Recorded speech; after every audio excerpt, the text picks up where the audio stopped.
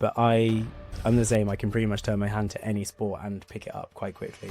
Which no one likes a short. It's true. I just wish I was. I'm tall, ginger, handsome, and I can do any sport. And I'm a doctor. But it's like, I do feel like that's the case. I think if gay people, LGBT people are given more opportunities in school for those things, we'd have so many more gay athletes and sports people because we're competitive. Being a doctor in the NHS was a significant black mark against my name. I don't think it was a good thing at all. I worked 1 and 2 weekends. I wasn't dateable at that time at all. You can't get on certain dating apps if you're a doctor. I would match with people who are like bankers and they would turn around and be like, oh, you're a doctor. Like, that's not for me. I think Grind is dead. I think it's kind of moments for when you're feeling like a gremlin at 6 a.m. in the morning after a night out, for example. Mm-hmm. I think it scratches an itch. I don't think I can participate in it anymore. It's not good for me. I think it's toxic. Like it's not a healthy thing to be on. Yeah, I think each to their own. Some people are able to cope with it very well, but it's so fast paced. The rejection, there's so many aspects of it that are so bad for people's mental health. Yeah, there is an addictive element to it for sure. Super addictive. We are very hungry to learn about aesthetics medicine, and I think for someone like me that never done it, there's a lot to fix. Exactly. If there's a where would you start? Where would you start? Typically, men will go for jaw, chin. So these are seen as masculinizing procedures. Okay. Nose is super popular. Becoming more popular is lip with men. It's very easy to feminize a face, but then we're also moving towards this kind of androgyny state where men don't necessarily want to look like men as much anymore, or the concept of a man. 10 appointments a year in aesthetics. Unless you're doing the homework in between, there's no point. Ankle wrinkle treatments don't get rid of lines. It's your skincare in between that gets rid of lines.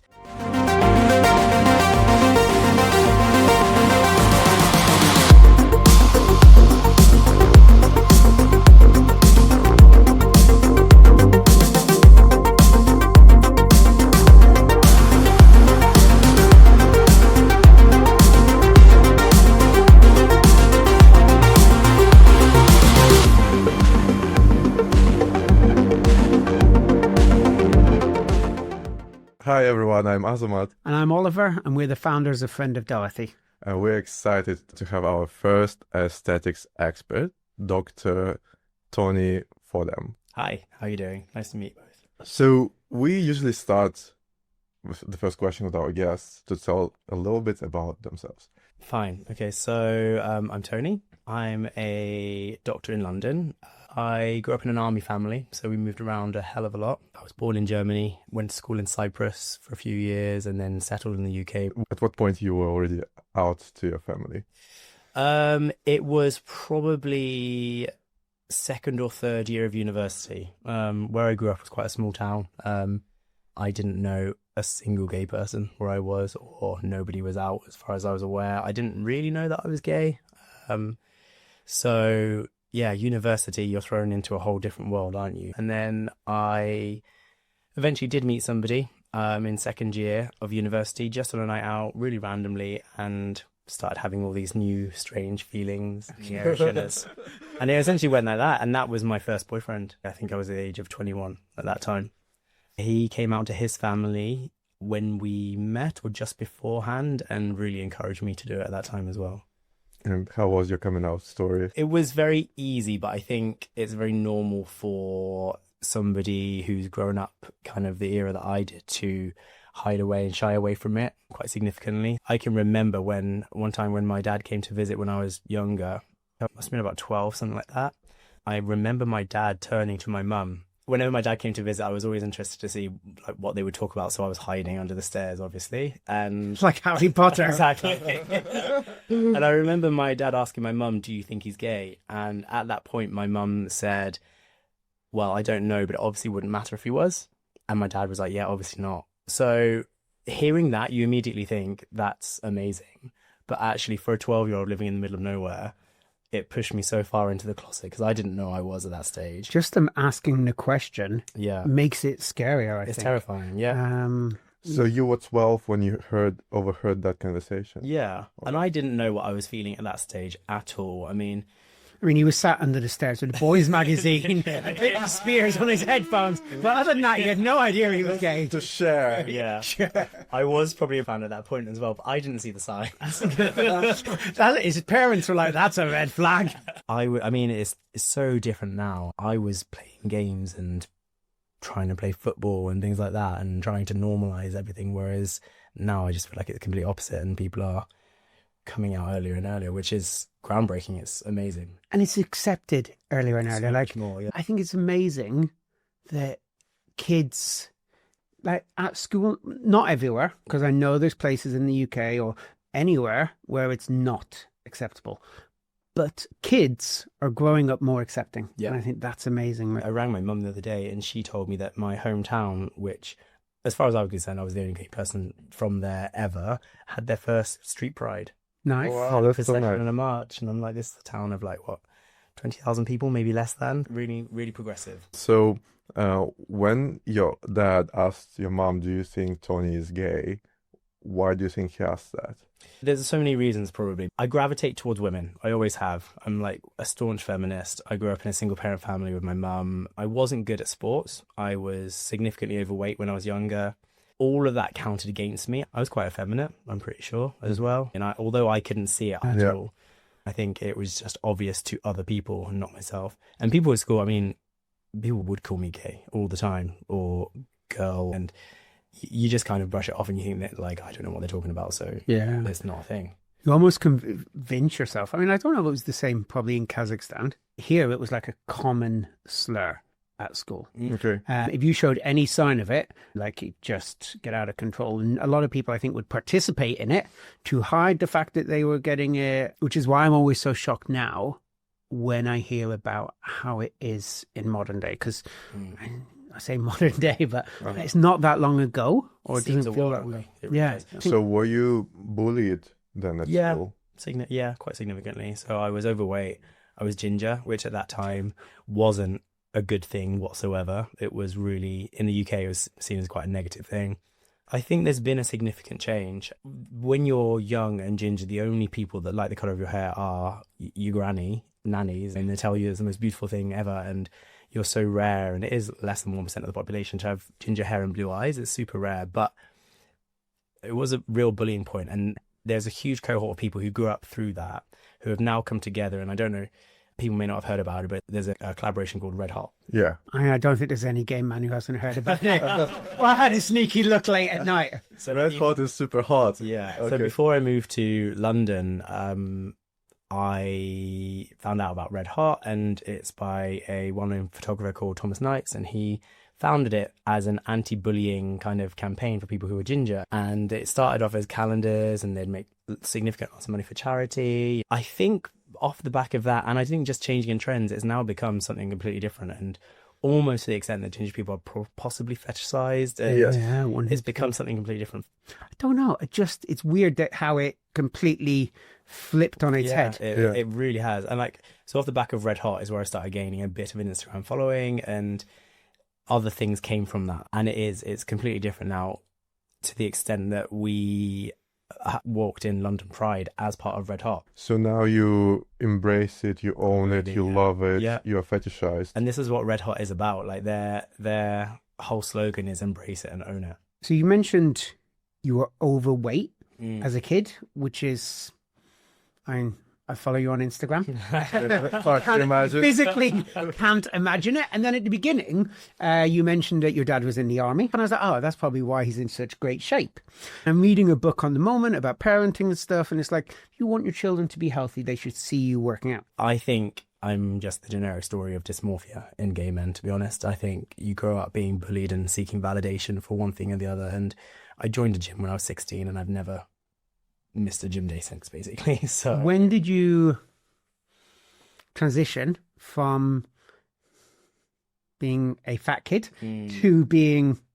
I remember seeing pictures of myself at university. I don't remember specifically when it happened, but I can remember having probably eating disorders. And I saw pictures of myself at university and thinking how lean I was at that stage. But at the time, I remember thinking that I was still significantly overweight.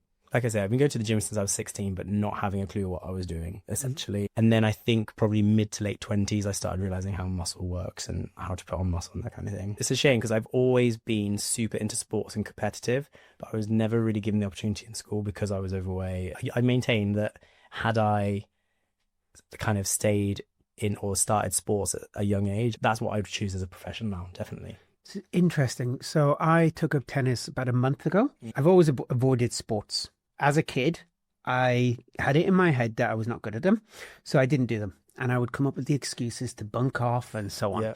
Then when me and Azamat first dated, he taught me to snowboard. It was an awful experience. It was 2 days of me just falling over crying. Anyway, I learned and I loved it. Earlier this year, I taught our daughter to ski. And afterwards, I was like, you know what? You're not rubbish at sports. You were just allowed to think that. Yeah. And then you almost start convincing yourself. So I was like, I'm going to do tennis. So I took up tennis and I was like, oh, I can do this. Yeah. It's not that hard. I think we're just so used to being told that we can't do something, particularly from a young age as a gay person, that you just, anytime you pick up something new, you're like, well, I'm not going to be able to do this. But I'm the same. I can pretty much turn my hand to any sport and pick it up quite quickly. Which no one likes a short. It's true. I just wish I was. I'm tall, ginger, handsome, and I can do any sport. And I'm a doctor. But it's like, I do feel like that's the case. And I think if gay people, LGBT people are given more opportunities in school for those things, we'd have so many more gay athletes and sports people because we're competitive. We seek constant validation. The only way of being validated is by winning prizes and being more competitive, right? I train for myself. I train for my mental health. Yeah. If I miss a gym day, I'm aware of it. I become like a little bit more anxious, a little bit less sleeping well, that kind of thing. But I don't do it for anyone else anymore. How long have you been going to therapy for? I had a breakup a few years ago. So it was probably about 18 months ago, 2 years. My mum got really, really sick, unfortunately. And I fell out of love with my career at the time, which I had been so in love with for about 10 years. And those three things all happened at once. And I basically spent the year after that partying and healing. And not necessarily the conventional partying that you think of in the gay world. I think finding friends, going out with my friends, going to raves, all that kind of stuff, dancing really helped me at the time, and therapy significantly. You still go, or you just did it there? No, I did a couple of rounds. So when I left the NHS as a doctor, when I was thinking about leaving, I was offered a course of CBT at the time through the NHS, which actually was one of the best things I ever did. What CBT? So yeah. So cognitive behavioral therapy. I actually don't know how to define it. I just know that at the time it was amazing. I had this wonderful therapist who, she was an older Irish woman. She didn't necessarily know about gay culture, things that we go through as gay people, but it was very open and I could talk about anything with her.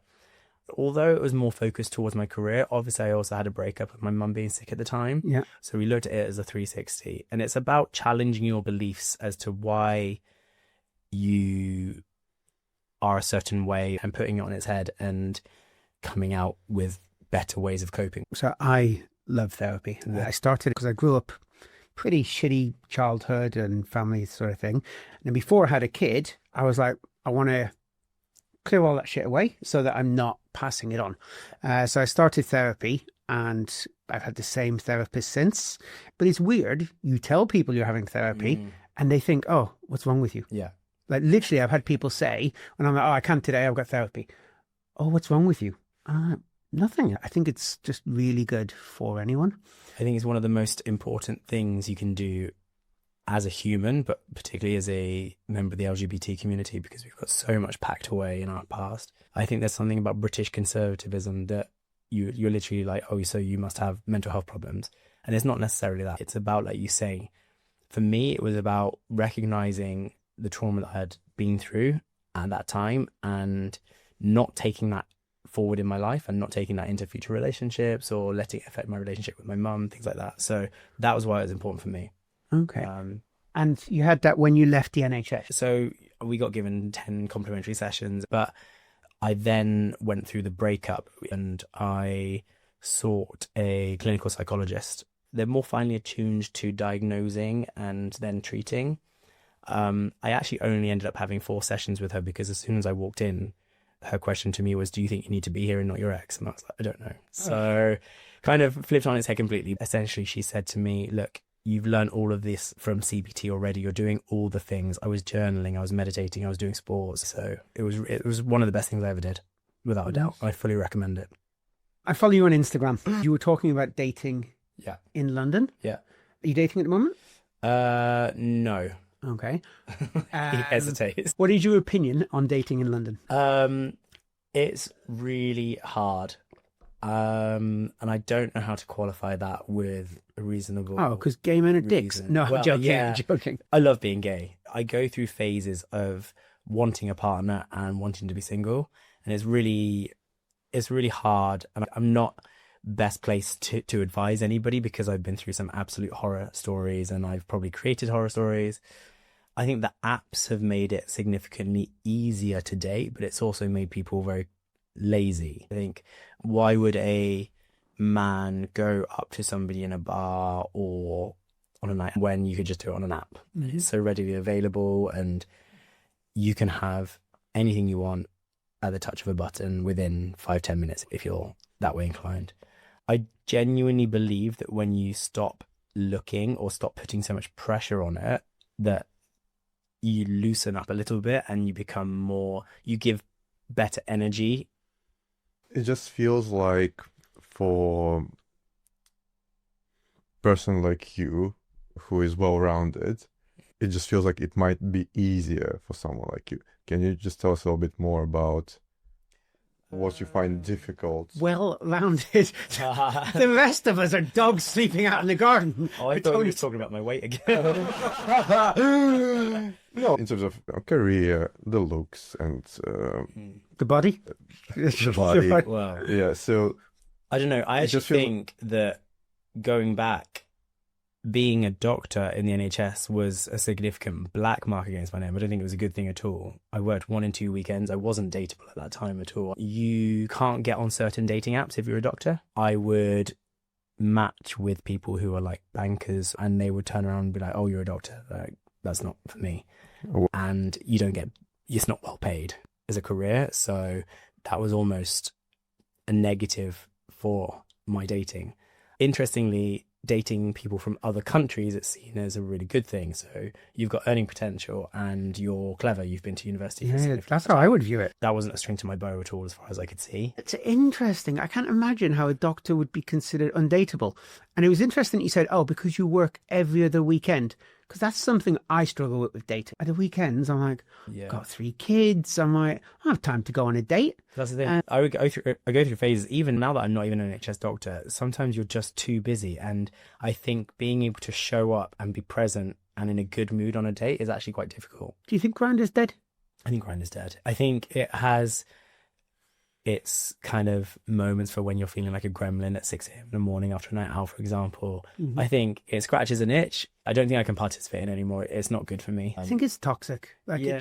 it's not a healthy thing to be on. Yeah, I think each to their own. Some people are able to cope with it very well, but it's so fast paced.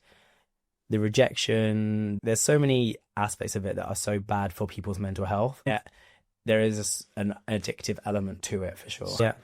But there's that validation thing, isn't there? That gay men are constantly seeking validation. So apps like Grindr, where you're easily able to send naked pictures that are disappearing and things, and you're getting that drip of Like a little validation. dopamine hit Yeah. every time you Yeah. get it, like a tap or But so people on. become reliant on it.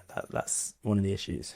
I was always wondering, for more public person like you, I feel like either Grindr or Instagram, you got like hundreds of unread messages.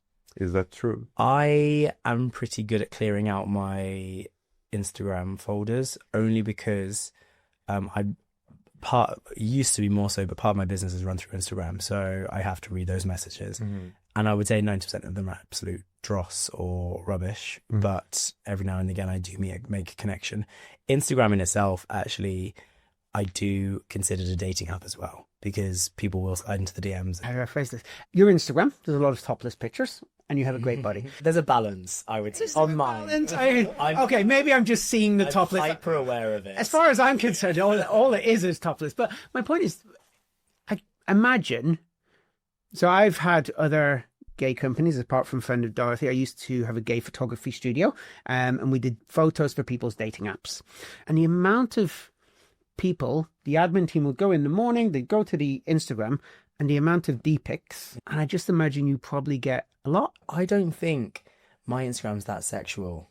And I think... It's not sexual, but you're very sexy.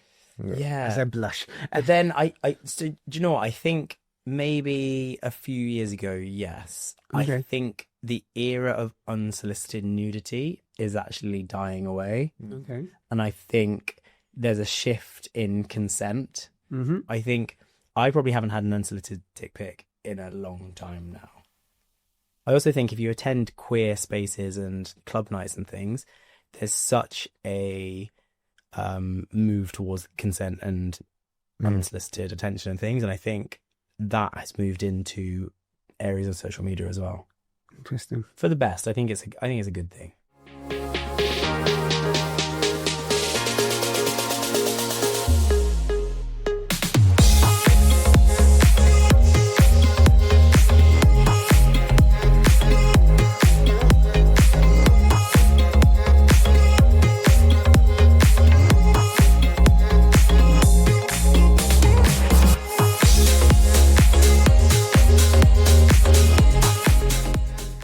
We are very hungry to learn about aesthetics medicine. And I think for someone like me that never done it, There's a lot to fix. exactly. If there's a Where would you start? Where would you start? Yeah. So that's actually my biggest bugbear is people coming into clinic and saying, what would you do? People don't go to clinic with that. People usually have, so when you learn medicine, and even as a doctor of any kind, you learn about what you call a presenting complaint. So someone will have something that they present with, and that may be the gateway to talking about other treatments, but usually people come with either one or two specific concerns. The most common specific concern will be seeking anti-wrinkle treatments, or they've got lines on their forehead, for example. So that will... Why did you look at me when you said that? You just had mine done. So lines and wrinkles are seen as what ages people the most. So wanting to get rid of that.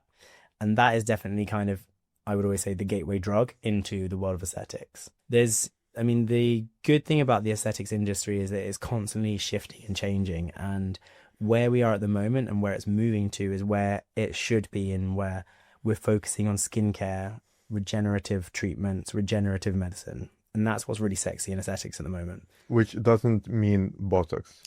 It does, but it's kind of moving away from what it was a few years ago, which is high volumes of dermal filler, and creating a new face out of dermal filler, essentially. Dermal filler is hyaluronic acid that you inject into the skin in order to reshape or contour or change someone's profile. And we're doing that. We're still doing that, obviously, and that's still a very popular option for some people who need or want certain changes on their face. But the volumes of that is shifting for what we're calling regenerative medicine, which is skincare, skin injectable treatments, moisturizing, this kind of thing. So just to put out for layman's, when you say injectables, we're talking jawline, which you've done for me a few times, yeah? So places that you can put dermal filler, you can put it anywhere in the body. But where do men mostly go for? Typically, men will go for jaw, chin. So these are seen as masculinizing procedures. Okay. Nose is super popular. Becoming more popular is lip with men. It's very easy to feminize a face, but then we're also moving towards this kind of androgyny state where men don't necessarily want to look like men as much anymore, or the concept of a man. Those are the most common places. Are you having mostly female clients or men? I would say people gravitate towards a practitioner who looks a bit more like them in terms of demographics more than anything. Okay. So I've always had a bit of a chokehold on the gay male community. So I don't have many perimenopausal women, for example, in my clinic, just because even though that was my career originally, and that's kind of what I'm used to, in the world of aesthetics, you tend to go towards someone that looks like you. Then do I assume what's the difference between female and male aesthetics procedures is for men, what's super important is not to feminize them, make it look very, very natural, right? Is that correct? It's down to personal preference. There has always been a resistance of men of having too much what they call work done or looking done. Yeah. But the benefit is that treatments that we typically used to offer for women, we're also moving towards that now as well. My work has always been super subtle. Most importantly for me is that my patient walks out the door feeling and thinking they look more fresh or more rejuvenated. I don't care what anyone else thinks about it, because you probably wouldn't be able to tell. So this is why regenerative medicine and so skincare is becoming more of the trend in aesthetics. I don't do a consultation unless we talk about skincare a little bit, because you can go to 10 appointments a year in aesthetics. Unless you're doing the homework in between, there's no point. Ankle wrinkle treatments don't get rid of lines. It's your skincare in between that gets rid of lines.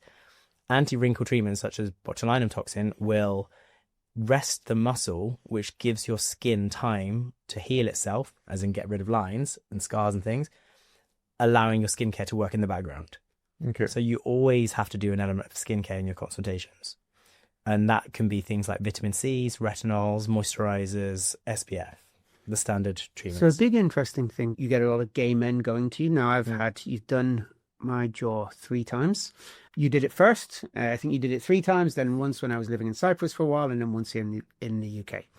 And it was interesting, both the other times was done by women. The difference between I found, and it might just be you, between having it done between a male doctor and a female doctor was crazy. In as much as I didn't feel like either time with the female doctors, not because they're female doctors, that they got how to make it look masculine. Like it really is different. And I think that's down to what I said before, in that people gravitate towards a practitioner that looks a bit more like them. So I'm probably doing high volumes of jaw and chin work. Mm-hmm. Now, that's not to say she isn't, but the number of women presenting for those treatments, considering they are seen as masculinizing treatments, is less. Yeah. That said, I work in a clinic now where we're doing a lot more androgynous work. So women are presenting for those features because they want to look a certain way, or an aesthetic that's very popular at the moment. So I think, hey, the aesthetics training in the UK is currently a 2-day course to do the very basic minimums, and that includes things like jaw filler and chin filler. So somebody can put jaw fillers in. It can, yes. And that can be an unqualified person, including someone who isn't a doctor, a nurse, or a medical practitioner. The aesthetic industry in the UK is very unregulated, and most of us who are regulated are trying to change that, but it's not an easy process. But it's not just that. Things can really go wrong. The problem it's going is, in your face. Yeah, the problem is that VAT on that product is creating a lot of money for the government, and there's more unregulated people bringing significant amounts of money in, and not enough things going wrong, is what the government have said. Mm-hmm. So there was a death recently, a few months ago, from someone who was having buttock filler, had too much buttock filler from an unregulated person who possibly shouldn't have been doing that procedure, and they died. But that still wasn't enough to offset the regulations in the UK, unfortunately. It's wild to think that somebody after 2 days training can take a poison, because ultimately that's what it is, and inject it into your face. I mean, the poison you mentioned, botulinum toxin, the amounts are so tiny that go into your body that it's never going to cause a problem. But things like dermal filler can. That can lead to blindness in the worst case scenario. It can lead to skin necrosis. There's been numerous cases of blindness in the world, mostly from other countries where it is also unregulated, such as South Korea, where they do huge amounts of dermal filler work. For example, nose filler is one of the most risky procedures you can do in the wrong hands. Can lead to blindness. Okay. There's a life-changing incident. The recorded cases have been mostly from other countries, so the UK government has said, well, it's not enough of an issue in order to regulate this industry because we're making so much money from it. Surely they would make the same amount of money. Like, people just go to regulate. Well, there's probably not enough of us to be able to offset that, because there's thousands and thousands of beauticians doing this.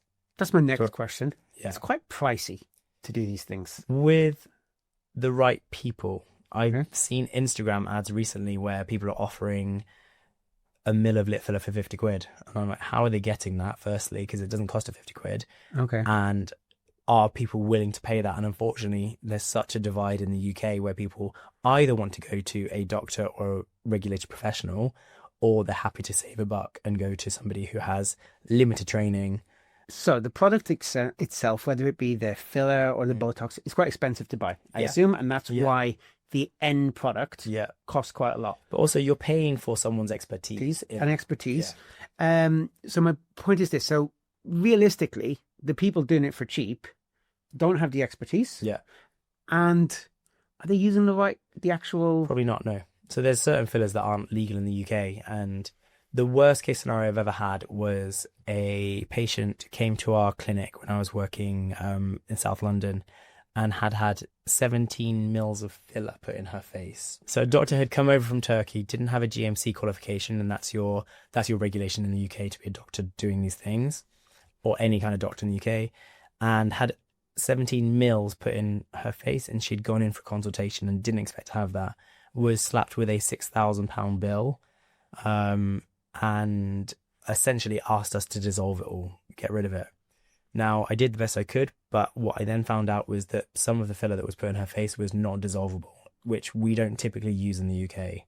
Just want to clarify, because 17 mils, you said? So typically for a jawline, for a How much would you put in feature, mine? Probably 1 or 2 mils per side. Total. Oh, Yeah. Total, okay. Yeah. She looked like a caricature of herself. So this is like, we're talking like Madonna a few years ago, pillow face, that kind of thing. Okay. So don't get me wrong, that look is still super trendy in the Middle East, for example. Yeah. That look shows affluence. I can afford to put 6,000 mils of filler in my face. So people are doing it because it shows I've got money, I can do this. That trend is dying away in the UK, very fortunately. Botox alternatives. Yeah. So I had my Botox done a few weeks ago. And Sunday evening, I was sat with her daughter and she was like, how come you've got these lines? And I was like, bloody hell. So my question is this. And when I was getting it done, she was like, oh, so we don't use Botox, we use this other product. The alternatives, they're not good? They are good. For all intents and purposes, each botulinum toxin does the same thing. Okay. But Botox is a brand. So not all botulinum toxins are Botox. Botox is the brand. Okay. We call it Botox colloquially. Same as Hoover. Okay. Not vacuum cleaners are Hoovers, right? That is a brand. Oh, okay. Got it. So there's probably about 5 or 6 popular brands in the UK. Typically, most people in the UK don't use Botox itself because it's expensive to import. So it comes at a higher price point. Okay. We use ones that are mostly made in Europe and easier, therefore, to import. But they're just as good? Just as good. Depending on dose, depending on patient tolerance. So if you're somebody who's had lots of Botox with minimal breaks, you may get an element of resistance. So your body may be saying, or producing antibodies, or saying, we're going to need higher doses, or you need a break. Okay. Typically these days, I don't tend to do a Botox treatment unless they've had elements of skincare such as retinols, because retinols are what soften lines. Okay.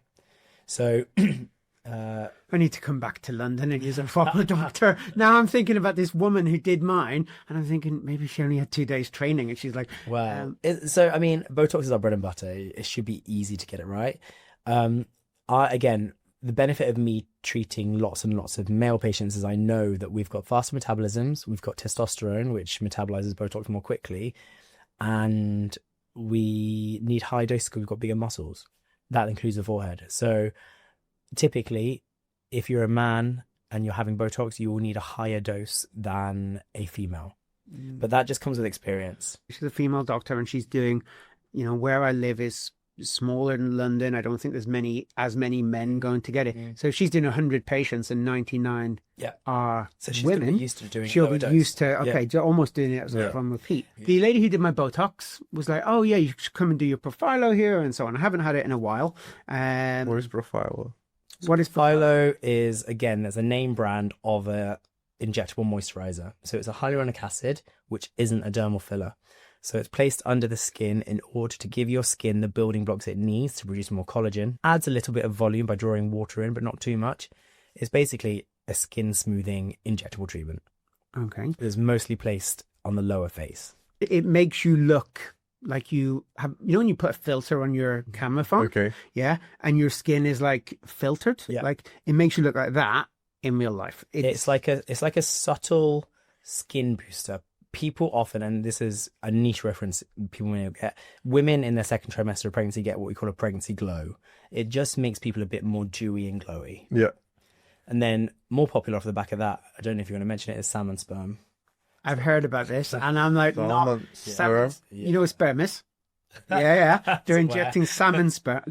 You tell us. So some clever person, and salmon sperm has been around for decades now, but we've used it for different things. So the DNA in trout and salmon is able to signal to cells to produce more collagen. Collagen is the buzzword in skin. If you've got a high concentration of collagen in your skin, it's plumped, it's moisturized, it's smooth, you get rid of fine lines.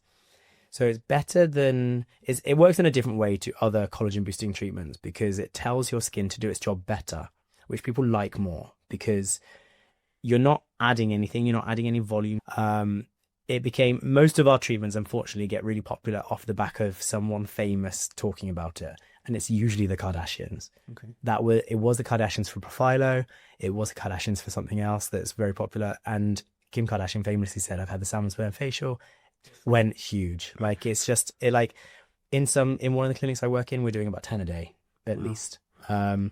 It's super popular. So they started doing it in, interestingly, diabetic leg ulcers to heal leg ulcers. Orthopedic surgeons used it in joints in order to make more collagen in joints, to make joints more fluid. And then some clever dermatologist, I'm sure, said, "Hey, let's put it in skin and see what happens." And yeah, people love it. Interesting. You've mentioned that because it's not as regulated as we wish it was, what advice would you give to people who are looking for your services? So I think the best sales pitch in aesthetics will always be, you can do so much marketing in aesthetics, it's word of mouth. So going to somebody on the basis of a recommendation is one of the best things you can do. Looking at people's reviews is also super handy. Either Google reviews or the website that they market themselves on. If you've got more than 100 reviews, for example, is going to be a good indicator. But it's such a scary world out there. If you want to go to a medical professional, making sure that they're on the official regulatory body. Mm-hmm. So that's the GMC or the NMC, the Nurses Medical Council, the General Medical Council, making sure that they're up to date with all their qualifications. And you can see that information should be readily available. Making sure that they have some element of safety and aesthetics training. So are they able to deal with the complications that can happen because of aesthetic problems? That's one of the most important things is these beauticians, and don't get me wrong, there are some fantastic aesthetic beauticians and they're doing really good work, but are they able to deal with all of the complications with the difficult and confusing anatomy that can come up in this industry? Yeah. I'm sure the answer is yes for most of them, but not all of them. So if I just saw a high street clinic, I would go in. What would be the 3 questions that I need to ask the receptionist about that doctor who is doing the... So are they a member of their regulatory body? Okay. Are they registered? Okay. And are they up to date with their registration?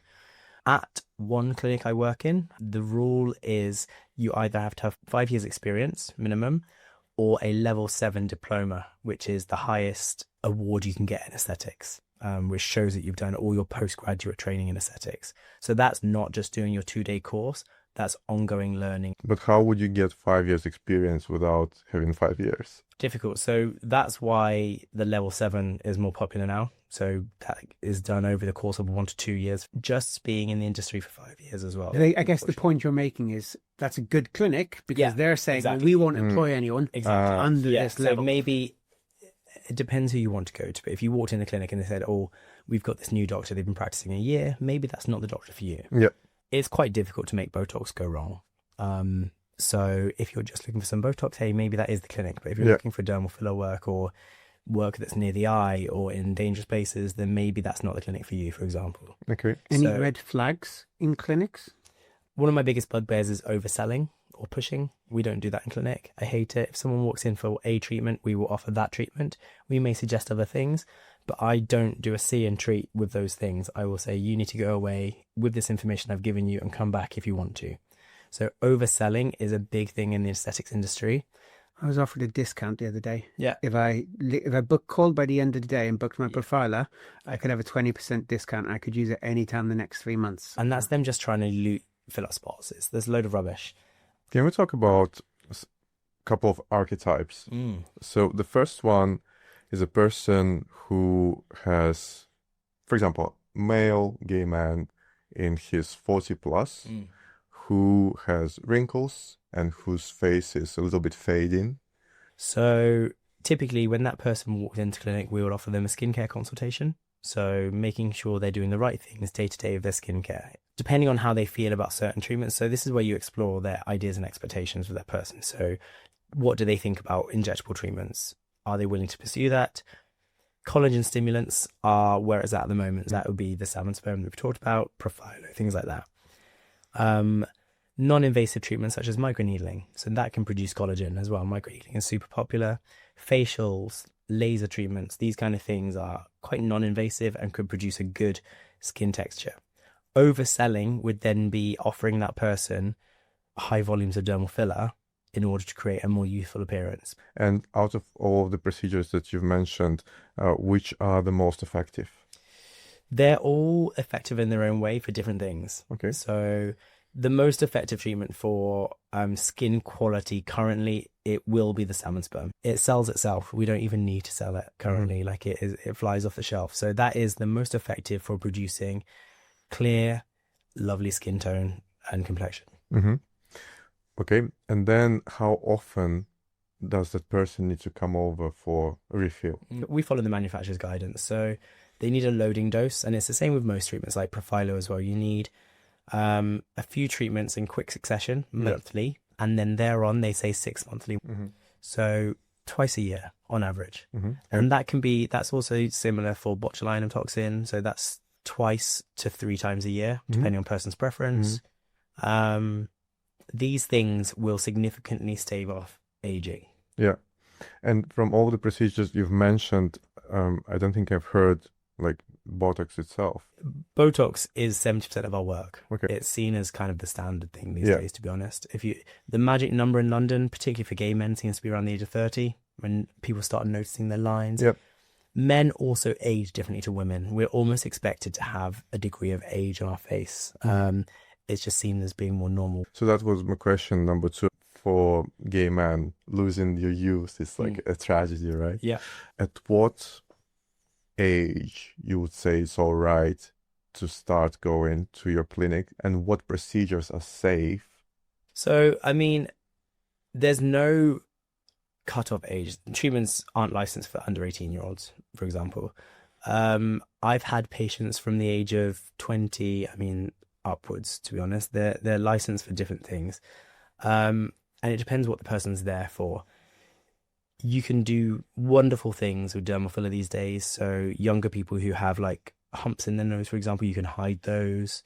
Aesthetics has become so accessible for everybody. Actually, there's a whole spectrum of patient now. What is the difference between heritage, like white, male, Asian? Yeah. What would be the difference between Oliver's and mine treatments? So the pigment melanin in the skin is well known for helping the skin to produce more collagen.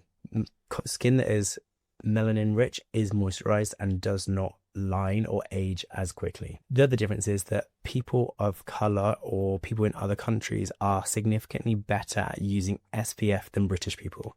So I've got a huge cohort of Australian patients and patients from New Zealand. Their governments from a young age will tell them that if you do not use SPF, you will die. Okay. Advertisements everywhere. Our government doesn't do that. No. Never has.